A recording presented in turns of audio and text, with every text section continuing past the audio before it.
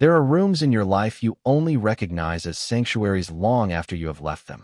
They are not defined by their walls or the furniture they hold, but by the quality of the silence within them, a silence that breathes with the weight of things unsaid.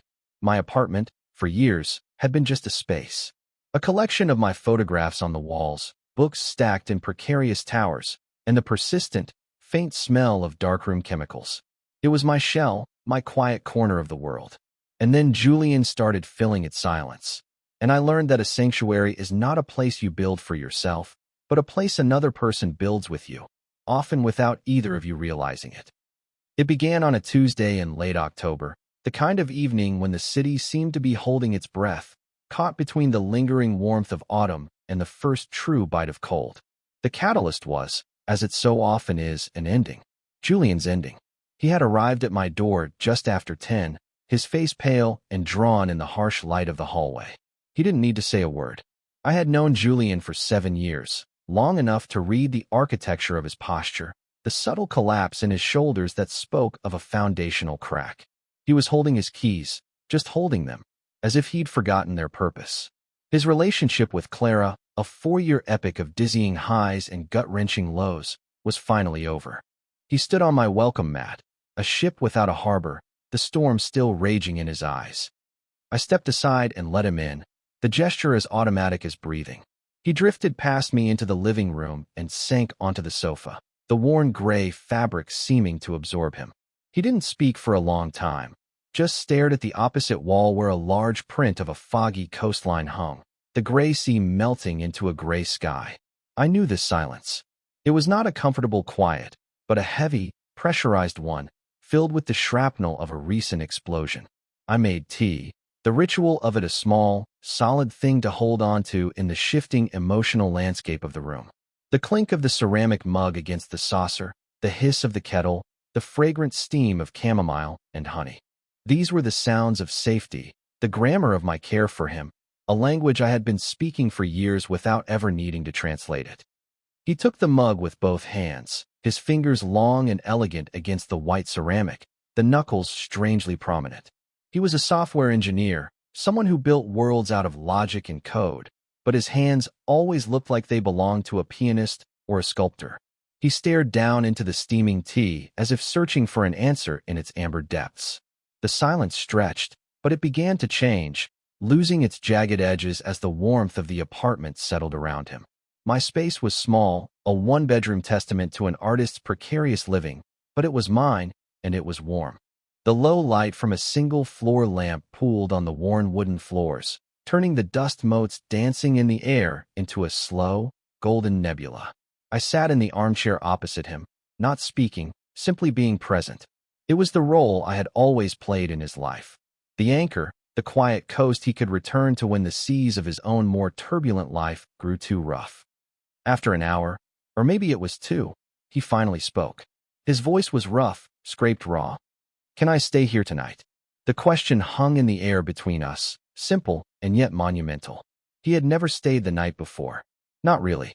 There had been drunken collapses after parties in our university days, but this was different. This was a request born not of convenience or excess, but of need. He was asking for refuge. He was asking for a door to be closed against the world, and for me to be on the inside of it with him.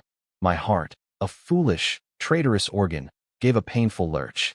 It was a feeling I had spent the better part of 7 years learning to suppress, a deep and abiding current of affection that ran far deeper than friendship. To him, I was a safe harbor. To me, he was the sea. "Of course," I said, and my own voice sounded steady, a small miracle. "The couch is yours."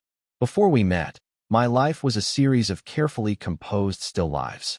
I was a photographer, and I saw the world in frames, in balanced compositions of light and shadow. I was quiet, observant, more comfortable behind a lens than in the middle of a conversation. I had a small circle of friends, but I held the world at a gentle distance.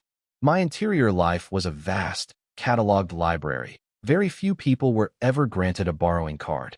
Then Julian transferred to our university in our sophomore year, crashing into my quiet, monochromatic world like a meteor, all bright, chaotic energy and a smile that could disarm armies. He was on the swim team. his body a study in powerful lines and easy grace, and he moved with a casual confidence that I found both intimidating and deeply compelling. We were assigned as partners in a mandatory literature seminar, a pairing that seemed, on the surface, to be a cosmic joke. The jock and the art nerd. We were tasked with analyzing the use of symbolism in Virginia Woolf's To the Lighthouse, and I had braced myself for having to do all the work.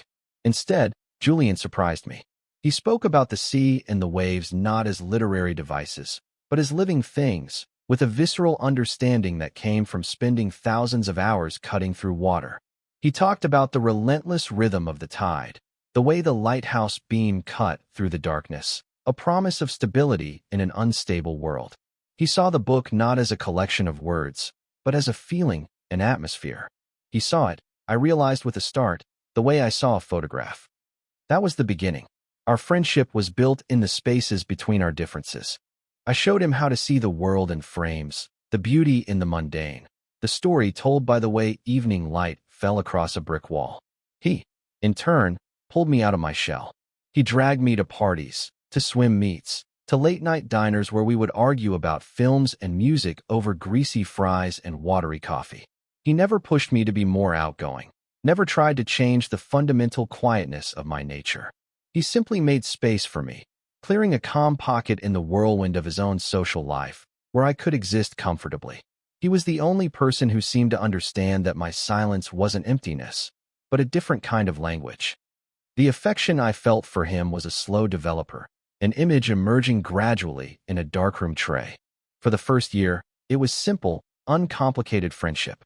But then came the small moments, the incidental points of contact that began to carry an unbearable weight. His hand clapping my shoulder in encouragement, his leg pressed against mine under a crowded table. The time he fell asleep in the passenger seat of my car on a long drive, his head slumping against my shoulder, his soft, even breaths warming the fabric of my shirt. Each touch was a spark, and I, to my horror, found myself to be made of tinder. I fell in love with him quietly, privately, the way one might fall in love with the sun, with a reverence that understood the absolute impossibility of ever getting too close. He started dating Clara a year later, and I learned to be the perfect, supportive friend. I listened to him talk about her for hours, about their fights and their reconciliations. I became an expert in the art of emotional compartmentalization. I built a room inside myself where my feelings for him lived, and I kept the door to that room firmly, resolutely locked. I told myself it was enough to be his friend, his anchor. It was a valuable role, an important one. And for years, I almost convinced myself that it was true. To risk that friendship for a feeling he almost certainly did not share felt like a form of madness, like setting fire to the only home I had ever truly known. So I watched from my quiet shoreline as he navigated the tumultuous waters of his own life, and I kept my heart a well-guarded secret. The breakup with Clara was not a single, clean break, but a shattering. It was the kind of ending that sends fissures backward and forward in time, poisoning memories and casting a long shadow over the future. Julian, who had always seemed so resilient, so capable of weathering any storm, was utterly adrift. He had anchored so much of his identity to that relationship, and without it, he seemed to have forgotten the shape of himself. That first night he stayed on my couch was the beginning of the shift, the first subtle tremor that signaled a seismic change in the landscape of our friendship. I gave him a stack of old blankets and a pillow, and the sight of him curled up on my sofa, looking smaller and more vulnerable than I had ever seen him, was a physical ache in my chest. I wanted, with a terrifying intensity, to go to him, to lie down beside him and hold him until the shaking stopped. But I didn't. I just stood in the doorway for a moment, watching the slow rise and fall of his shoulders, and then I retreated to my own room and closed the door, leaving a careful and correct amount of space between us. He left early the next morning before I was awake, but there was a note on the kitchen counter, a simple thanks scrawled on a torn piece of paper. The mug he had used was washed and sitting in the dish rack. It felt like an apology, a retraction of the previous night's vulnerability. I thought, with a pang of disappointment that I quickly chided myself for, that it would be a one-time thing, a moment of crisis that had passed. I was wrong. He showed up again 2 nights later, this time with a pizza and a six-pack of beer, a flimsy pretext of normalcy stretched thin over the same raw need. We ate on the floor, watching some mindless action movie, the dialogue a low rumble beneath the more significant silence. He didn't ask to stay this time. When the movie ended, he just stood up, gathered his keys, and then paused at the door, his hand on the knob. He looked back at me, and in his eyes, I saw a deep, unnameable exhaustion, a weariness that went bone deep. Is it okay if I just crash on the couch again? He asked, the words hesitant, as if he was testing the tensile strength of my welcome. Anytime, I said, and the word felt both entirely true and deeply dangerous. You don't have to ask. And so the ritual began. It wasn't every night, but it was most of them. He would come over after work, sometimes with food, sometimes with just the weight of his day clinging to him like a shroud. We would fall into a comfortable pattern. We'd talk a little about his work, about my latest photography project, but mostly we would exist in a shared quiet. We'd watch movies or listen to records, side by side on the sofa. And every night, at some point, he would fall asleep. It started innocently enough. His head would begin to nod, and then, with a soft sigh, it would slump sideways until it came to rest on my shoulder. The first time it happened, my entire body went rigid. I was hyper-aware of every point of contact, the surprisingly heavy weight of his head, the warmth of his cheek through the thin fabric of my t-shirt, the soft tickle of his hair against my neck. I could smell the faint, clean scent of his shampoo, a mix of sandalwood and something citrusy. My heart hammered against my ribs, a frantic bird trapped in a cage. I sat there for nearly an hour, my own muscles screaming in protest, terrified that if I moved, I would wake him, and the spell would be broken. He looked so peaceful in sleep, the tension that had been carving new lines around his eyes completely gone. In sleep, he was unguarded, and the sight of him was an exquisite form of torture. It was an intimacy I had never allowed myself to even dream of, and it was happening under the guise of exhausted, platonic comfort. This became the new geography of our evenings. His head on my shoulder. Sometimes, as he drifted deeper into sleep, his arm would fall across my lap, his hand resting limply on my thigh. Each new point of contact was a fresh shock to my system, a test of my carefully constructed defenses. My mind became a battleground. One part of me, the logical, self-protective part, screamed that this meant nothing. It was just about comfort. He was hurting, and I was a safe place. He was treating me like a piece of furniture, a living pillow, and to read anything more into it was to set myself up for a devastating fall. But another part of me, the hopeful, foolish part that had been locked away for so long, began to whisper. It pointed to the fact that he chose my couch over his own empty apartment. It pointed to the way he seemed to melt into my side, the unconscious, trusting way his body sought mine.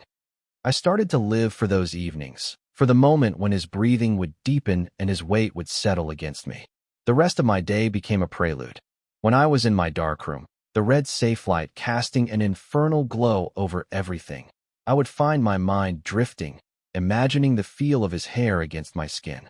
When I was out shooting, trying to capture the soul of the city in silver gelatin, I was only half present, the other half of my awareness already anticipating the quiet hours to come. I was caught in a state of suspended yearning, a liminal space between friendship and something more, and the ambiguity was both intoxicating and agonizing. After a few weeks of this, the unspoken arrangement escalated. We had been watching an old black and white film, and I must have been more tired than I realized, because I drifted off too. I woke up hours later, stiff and disoriented, to find that we had shifted. We were no longer sitting upright. We were both lying down, tangled together on the small sofa. My arm was underneath him, his head was tucked into the curve of my neck, and his leg was thrown over mine. The television was still on, casting a flickering, ghostly light over the room. For a long moment, I didn't move, didn't even breathe. I was acutely aware of the steady, slow beat of his heart against my ribs. It felt like a secret rhythm I was being allowed to share. He murmured something in his sleep, a soft, incoherent sound, and nestled closer, his hand coming up to fist in the fabric of my shirt. Panic and a wild, soaring hope warred within me. This was too much. This had crossed a line, a boundary that had been invisible until we were on the other side of it. I knew I should move, should carefully extricate myself and retreat to my own bed, re-establishing the proper distance between us. It would be the sensible, safe thing to do. But I couldn't. The feeling of him, solid and warm and real, pressed against the entire length of my body, was a gravitational force I was powerless to resist. It was everything I had silently wanted for years, and it was happening. So I stayed. I closed my eyes and matched my breathing to his, and for a few stolen, precious hours, I let myself pretend that this was not an accident, but a choice. That we were not just two friends who had fallen asleep, but two people who belonged exactly where they were. The next morning, we woke up in the same position. His eyes fluttered open, blinking slowly as he came to awareness. There was a moment of stillness, a silent beat where the reality of our position settled in. His face was inches from mine. I could see the flecks of gold in his brown eyes, the faint stubble on his jaw. I braced myself for him to pull away quickly, for an awkward laugh and a hasty apology that would shatter the fragile intimacy of the moment. But he didn't. He just looked at me, his expression unreadable. His gaze was soft, questioning. He didn't move away. If anything, he seemed to relax further into the embrace. "My neck is killing me," he said, his voice a low, gravelly morning rasp. It was such a mundane complaint, so at odds with the frantic symphony playing in my chest, that I almost laughed. "This couch was not designed for two," I managed to say, my own voice thick with sleep. "We should have gone to your bed," he said, and then he blinked, as if surprised by his own words. He finally pushed himself up, stretching with a groan. The air rushed in to fill the space where his body had been, and it felt cold. He ran a hand through his already messy hair and looked around the room, avoiding my eyes. The moment of quiet connection had passed, the spell broken by the harsh light of day. He mumbled something about needing to get to work and was gone a few minutes later, leaving me alone in the wreckage of my own carefully managed emotions. "We should have gone to your bed." The words echoed in my head all day. It was a throwaway line, a joke, a simple statement of fact. It meant nothing. But my heart, that reckless fool, seized upon it, turning it over and over, examining it from every angle, trying to extract a hidden meaning. Was it a suggestion? A test? Or was it just Julian, thinking out loud, with no awareness of the devastating impact his casual words had on me? I was an archaeologist of his every gesture, his every intonation, sifting through the dirt of our daily interactions for any artifact that might prove my secret theory, that somewhere, buried deep beneath the surface of our friendship, was a feeling that mirrored my own. That night, he came over again. The unspoken tension from the morning hung in the air, a low hum of electricity. We were both careful, maintaining a little more physical distance on the couch than usual. But the exhaustion soon won out. As the movie we were pretending to watch neared its end, I saw his eyes begin to droop. He fought it for a while, his head jerking up every few minutes, but it was a losing battle. Finally, with a sigh of surrender, he looked at me. "Leo," he said, his voice soft. "This is stupid. My back can't take another night on this couch. Would it be weird if I just used your bed?" My breath caught in my throat. This was it. A door was being opened, and I had no idea what was on the other side. My bed was my most private space, a place he had never been. The thought of him in it, surrounded by my scent, my things, was both thrilling and terrifying. "I can take the couch," he added quickly, as if sensing my hesitation. I can't do the couch again." "No," I said, my voice coming out stronger than I expected. "Don't be ridiculous. We can share. It's a big bed." It was not a particularly big bed. It was a standard double, perfectly adequate for one person, but destined to be intimate for two. I had no idea why I had said that. The words had left my mouth before my brain could veto them. It was a reckless, impulsive offer, a step off a cliff without checking to see if there was water below. He looked at me for a long moment, a flicker of something, surprise, relief, in his eyes. "Are you sure?" I nodded, unable to speak. My heart was pounding so hard I was sure he could hear it from across the room. And that is how I found myself lying in my own bed, stiff as a board, with Julian sleeping beside me. I had given him an old t-shirt and a pair of sweatpants to sleep in, and seeing him in my clothes was another small, sharp shock. He had fallen asleep almost instantly, turning onto his side to face me, one arm tucked under the pillow, his breathing deep and even. I, on the other hand, was wide awake, my senses on high alert. I was aware of everything. The heat radiating from his body, the way the mattress dipped with his weight, the soft sound of his exhalations. The room was dark, but the moonlight filtering through the blinds painted silver stripes across the comforter, across his bare arm. I lay on my back, staring at the ceiling, my mind racing. This felt like a point of no return. We had moved from the public space of the living room to the private sanctuary of the bedroom. The pretense of platonic convenience was wearing dangerously thin. I must have eventually fallen asleep, because I woke to the feeling of being held. Sometime during the night, we had migrated towards the center of the bed, drawn together by some unconscious gravity. His arm was draped over my waist, his face buried in my shoulder, and our legs were tangled together under the covers. It was the position from the couch, but amplified, made more real and more significant by the context of the bed. It felt less like an accident and more like a destination. My first instinct was still panic, the ingrained fear of being discovered, of having my secret feelings laid bare. But as I lay there, in the warm, quiet darkness, the panic slowly subsided, replaced by a profound and overwhelming sense of peace. It felt right. It felt like coming home. I carefully, tentatively, lifted my own hand and rested it over his, my fingers settling into the spaces between his. He didn't stir. His hand was warm and solid under mine. And in that moment, holding his hand in the dark, I felt a quiet certainty settle over me. I was hopelessly, irrevocably in love with him, and I no longer cared how dangerous that was. I would take whatever small, stolen moments of closeness he would give me, for as long as he was willing to give them.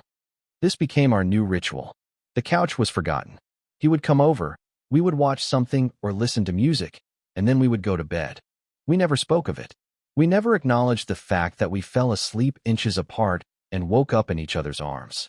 It was a silent agreement, a truth that existed only in the dark. During the day, we were friends, our interactions carefully calibrated to maintain the status quo. But at night, in the sanctuary of my room, we were something else, something undefined and fragile. I lived for the nights, and I dreaded the mornings. The mornings were when the spell was broken, when we would pull apart and become two separate people again, the unspoken intimacy of the night dissolving in the daylight like a dream. I became a student of his sleeping habits. I learned that he sometimes kicked in his sleep when he was stressed, that he mumbled when he was dreaming, that he always, without fail, sought out my warmth, his body gravitating towards mine as if I were a heat source. Sometimes I would wake up before him and just watch him, tracing the line of his jaw, the curve of his eyelashes against his cheek with my eyes. These were moments of pure, unadulterated tenderness, and they were mine alone. I was a thief, stealing these moments of intimacy from his unconsciousness, and the guilt was a constant, low-grade fever. Was I taking advantage of his vulnerability? Was I a bad friend? The questions plagued me, but they were never enough to make me stop. I was too selfish, too hungry for the comfort he unknowingly provided. One night, about a month into this new arrangement, something shifted. We were lying in bed, side by side in the dark, both pretending to be asleep. I could tell by the rhythm of his breathing that he was as awake as I was. The silence in the room was different tonight. It wasn't peaceful. It was charged, heavy with unspoken words. I could feel his restlessness, a subtle tension in the way he was holding his body. After what felt like an eternity, he rolled onto his side to face me. I kept my eyes closed, my own breathing steady. Faking asleep, I was nowhere near. I felt his hand move, his fingers gently brushing a strand of hair off my forehead. The touch was feather-light, but it sent a jolt through my entire body. It was the first time he had touched me with such clear, conscious intent. It was not the accidental brush of a sleeping limb. It was a question. His fingers lingered on my temple, his thumb stroking my skin in a slow, hypnotic rhythm. My heart was a drum against my ribs. I knew, with a sudden, terrifying clarity, that if I opened my eyes, everything would change. This was the precipice. We had been walking along the edge of it for weeks, and now we were standing right on the brink. I could keep my eyes closed, pretend to be asleep, and in the morning, we could pretend this never happened. We could go back to our safe, ambiguous ritual. or I could open my eyes and acknowledge the truth that was hanging in the air between us. I opened my eyes. He was looking at me, his face a landscape of shadows and moonlight. His expression was one I had never seen before. It was achingly vulnerable, a mix of fear and longing and a question he didn't seem to know how to ask. His hand was still on my face, his thumb still stroking my skin. We just looked at each other for a long, silent moment. The world seemed to narrow to the few inches of space between our faces. He swallowed, and I saw the bob of his Adam's apple in the dim light. His voice, when he finally spoke, was barely a whisper, a sound that was more breath than word. "Leo?" "Yeah," I whispered back, my own voice hoarse. He didn't say anything else. He just kept looking at me, his eyes searching mine. And then, slowly, tentatively, he began to lean in. It was the slowest kiss in the history of the world. It gave me 1,000 opportunities to turn away, to stop him, to put up a hand and preserve the safety of our friendship. I did none of those things. I met him halfway.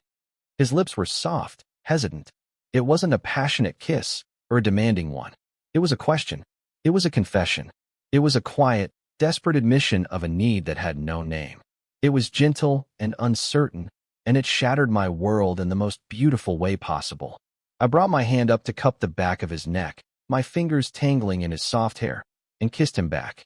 It was a release, a letting go of years of pent-up feelings, of carefully guarded secrets. It was the sound of a locked door finally swinging open. When we pulled apart, we were both breathless. He rested his forehead against mine, his eyes still closed. "Okay," he breathed out, the word a sigh of relief. "Okay, I thought that would be it. I thought that was the beginning. The confession had been made, the line had been crossed, and now we could start to build something new on the other side." But the morning after the kiss was worse than any of the mornings before. It was filled with a brittle, charged silence. Julian was distant, his movements jerky and uncertain. He wouldn't meet my eyes. He dressed quickly, mumbled something about a deadline, and was gone before I could even offer him coffee. He left a void in the room, a cold pocket of air where his warmth had been. The hope that had soared so high the night before came crashing down, leaving me bruised and disoriented. He didn't come over that night, or the next. He answered my texts with short, non-committal replies. "Busy with work, gotta catch up on some stuff, talk soon." Each message was a small, polite door being closed in my face. The silence from him was a physical presence in my apartment, a ghost that sat on the sofa where he used to be, that lay on the empty side of my bed. I was in agony. I replayed the kiss over and over in my mind. Had I misread everything? Was it just a moment of lonely, post-breakup confusion for him? A mistake he now deeply regretted? Had I, in my eagerness, pushed him into something he didn't want? The self-doubt was a corrosive acid, eating away at the beautiful memory of the night before, turning it into something ugly and shameful. I tried to give him space. I told myself he was processing, that he was scared. His entire life had just been upended, and I was probably just another complication he didn't know how to deal with. But as the days stretched into a week, my patience began to fray, replaced by a growing sense of hurt and frustration. He was a coward. He had initiated everything. The nights on the couch, the move to the bed, the kiss, and now he was leaving me to deal with the emotional fallout alone. He had opened that door, let me see what was on the other side, and then slammed it shut, locking me out in the cold. After 10 days of near-total silence, I decided I couldn't take it anymore. I had to move on. I couldn't put my life on hold, waiting for a man who didn't have the courage to even talk to me. A friend of a friend, a guy named Mark I'd met at a gallery opening, had asked for my number a while back. He was nice, handsome, and most importantly, he was not Julian. On a whim of self-preservation, I sent him a text, and we made a plan to get a drink that Friday. It felt hollow, like a betrayal, but it also felt necessary. I needed to prove to myself that my world didn't have to revolve around Julian's emotional whims.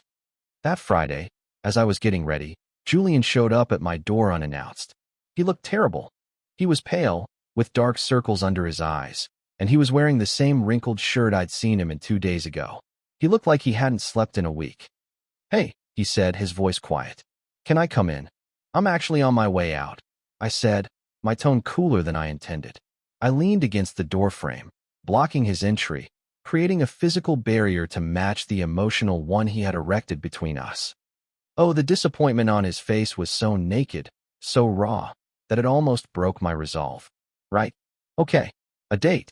Just getting a drink with a friend, I said, the words feeling like a lie even though they were technically true. Right? He said again, nodding to himself. Of course. That's good.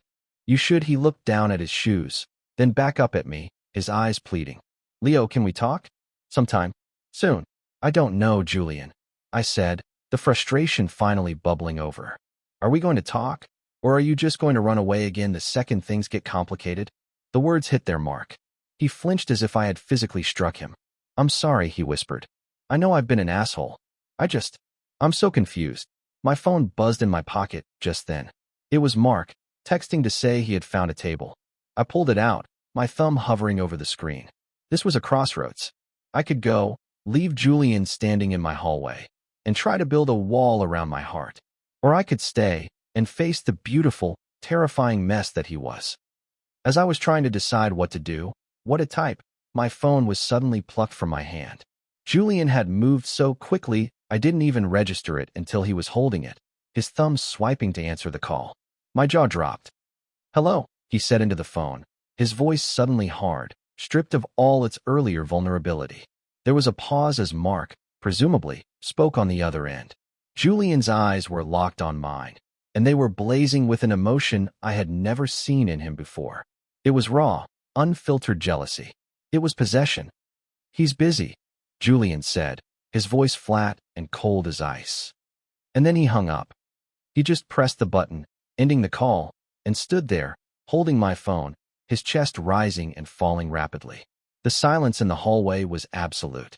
I was stunned, speechless. I stared at him, my mind trying to process what had just happened. He had answered my phone. He had spoken to my date. He had told him I was busy and then hung up on him. It was outrageous. It was controlling. It was completely out of character. And it was, without a doubt, the clearest and most honest thing he had said to me in 10 days. He looked down at the phone in his hand as if seeing it for the first time, a look of dawning horror on his face. He held it out to me, his hand trembling slightly. Leo, he started, his voice cracking. I am so sorry. I don't know why I did that.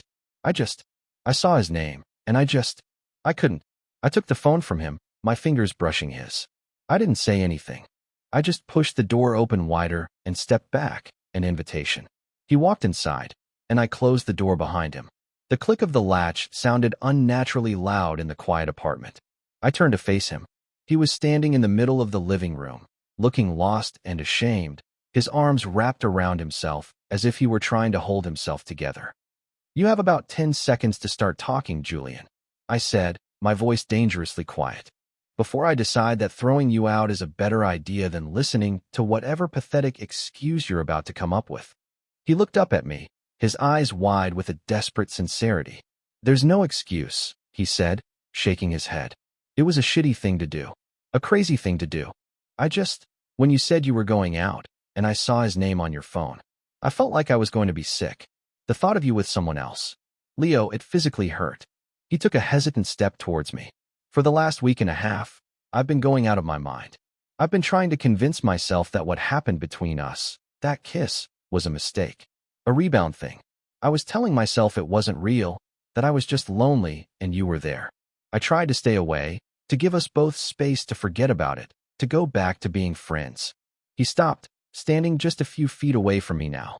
But it didn't work. Staying away from you was like trying not to breathe. Every single night, I'd lie in my own bed, in that empty, silent apartment, and all I could think about was being here. With you. The silence in my apartment is empty. The silence here, with you, it's full. It's safe. Tears were welling in his eyes, and he didn't bother to wipe them away. I'm so scared, he whispered, his voice breaking. I've never felt like this about anyone. Not even Clara. It's not loud and dramatic like that was. It's quiet, and it's deep, and it feels like it's part of me, like it's always been there and I just didn't know how to see it. And it terrifies me, because you're my best friend. You're the most important person in my life, and I'm so afraid I'm going to ruin it. That I already have. The anger that had been simmering inside me for days finally evaporated, replaced by a wave of overwhelming tenderness. All his running, all his silence, it hadn't been about rejection. It had been about fear. The same fear that had kept me quiet for 7 years. He wasn't running from me. He was running from the intensity of what he was feeling. I closed the distance between us and gently took his face in my hands. His skin was cold. I tilted his head up so he had to look at me. "You can't ruin this," I said, my voice soft but firm. "This thing between us, it's stronger than that. But you have to stop running. You have to talk to me. You can be scared. You can be confused. But you have to do it here, with me. Not out there alone." A single tear traced a path down his cheek, and I wiped it away with my thumb. He leaned into my touch, a shuddering sigh escaping his lips. "I don't know how," he whispered. "I'm not good at this." "Neither am I admitted. "But maybe we can learn. Together." He closed his eyes, and for a long moment, he just stood there, breathing, held by my hands. Then, he opened his eyes again, and the fear was still there, but it was joined by something else. A flicker of hope, a glimmer of resolve. "Okay," he said, his voice barely audible. "Okay, together." And then he kissed me again. This time, there was no hesitation. It was not a question. It was an answer. It was a promise. It was desperate and needy and full of all the fear and relief and confusion of the past 10 days. It was a homecoming. I wrapped my arms around his neck and pulled him closer, kissing him back with everything I had, pouring 7 years of unspoken love into the gesture. We stood in the middle of my living room, clinging to each other as if we were the only two solid things in a spinning world. The phone call was forgotten. The aborted date was forgotten. All that existed was the overwhelming, undeniable truth of us. We didn't end up in bed that night, not right away. We sat on the sofa, the one where it had all started, and we talked. For hours. He told me about the panic that had set in the morning after our first kiss, the feeling that he had crossed a line and broken something precious. He talked about his relationship with Clara, the way it had been built on performance and expectation, and how what he felt with me was the opposite of that. It was quiet, unassuming, and real in a way that scared him. I, in turn, told him everything. I told him about the years of silent affection, about my fear of losing his friendship, about the exquisite torture of the nights we had spent together, with him so close, and yet so far away. It was like lancing a wound. The confession was painful, but it let all the poison out. We laid all our secrets, all our fears, bare on the coffee table between us. And when there was nothing left to say, we just sat in the comfortable, full silence that he had spoken of. He leaned his head on my shoulder, just as he had done so many times before, but this time it was different. There was no ambiguity. There was no pretense. It was a conscious choice, an act of intentional intimacy. I rested my own head against his, and we just sat there, breathing together, two separate pieces that had finally clicked into place. The next morning, for the first time, he didn't leave. He stayed. We woke up tangled in each other's arms, and instead of pulling away, he pulled me closer. He kissed my forehead, a soft, sleepy gesture of affection that felt more profound than any passionate embrace. We made coffee together, our bodies brushing against each other in the small kitchen, the simple domesticity of it feeling like a miracle. There were no grand declarations, no dramatic pronouncements. There was just a quiet, powerful shift in the atmosphere. The tension was gone, replaced by a gentle, humming certainty. We began to build a new language, one that was spoken not just in quiet whispers in the dark, but in the light of day. It was in the way he would reach for my hand when we were walking down the street. It was in the way I would bring him a cup of tea without asking when I saw the familiar stress crease between his eyebrows. It was in the way we learned to navigate my small apartment, a shared dance of comfortable proximity. His toothbrush appeared in my bathroom. A drawer in my dresser was silently emptied to make space for his clothes. My apartment, my sanctuary, slowly, beautifully, became our home. There were still moments of fear, of uncertainty. We were charting a new map, and sometimes we would get lost. There were days when he would grow quiet and distant, retreating into himself, and the old panic would rise in my throat. But now, instead of letting the silence fester, I would go to him. I would put my arms around him from behind, rest my chin on his shoulder, and just hold him until he was ready to talk. And he, in turn, learned to read my own quieter forms of retreat. He learned that when I disappeared into my darkroom for hours on end, it was often because I was feeling overwhelmed, and he would wait for me with a patient, steady presence that told me, without words, that he wasn't going anywhere. One rainy Sunday afternoon a few months later, I was developing some new prints. Julian was in the living room, reading on the sofa. The soft sound of pages turning was a comforting backdrop to the gentle sloshing of the chemical trays. I was working on a portrait I had taken of him a few weeks before. He was sitting in the armchair by the window, the morning light catching the gold in his eyes, a small, genuine smile on his lips. It was a picture of pure contentment. As I watched his face emerge in the developer, a ghost becoming solid, I was struck by the profound truth of it. I had spent my life capturing fleeting moments, trying to freeze beauty in a silver frame. But the greatest beauty, the most profound moment of my life, was not something I could capture on film. It was the living, breathing, evolving reality of us. I finished the print and brought it out to him, still damp. He put his book down and took it from me, his eyes widening as he saw his own face looking back at him. "Wow," he said softly. "Is that really what I look like?" "That's what I see," I told him. He looked from the photograph to me, and his smile was the same one I had captured. He set the picture carefully on the coffee table and pulled me down onto the sofa with him, wrapping his arms around me. He kissed me, a slow, deep kiss that tasted of coffee and contentment. "I love you," he murmured against my lips. He had said it before, in the heat of the moment, in the quiet of the night, but this time it felt different. It felt settled, solid, a foundation we could build on. "I love you too," I said, and the words, which had lived in silence inside me for so long, felt like the most natural thing in the world. We began to heal in the beautiful, honest silence we had learned to create together. The empty spaces in his life and the carefully guarded rooms in mine were no longer separate territories. They had merged, creating a new geography that belonged to both of us. It was a quiet place, a safe place, a place built not of walls and a roof, but of mutual trust and the simple, profound peace of knowing you have finally, after a long journey, come home.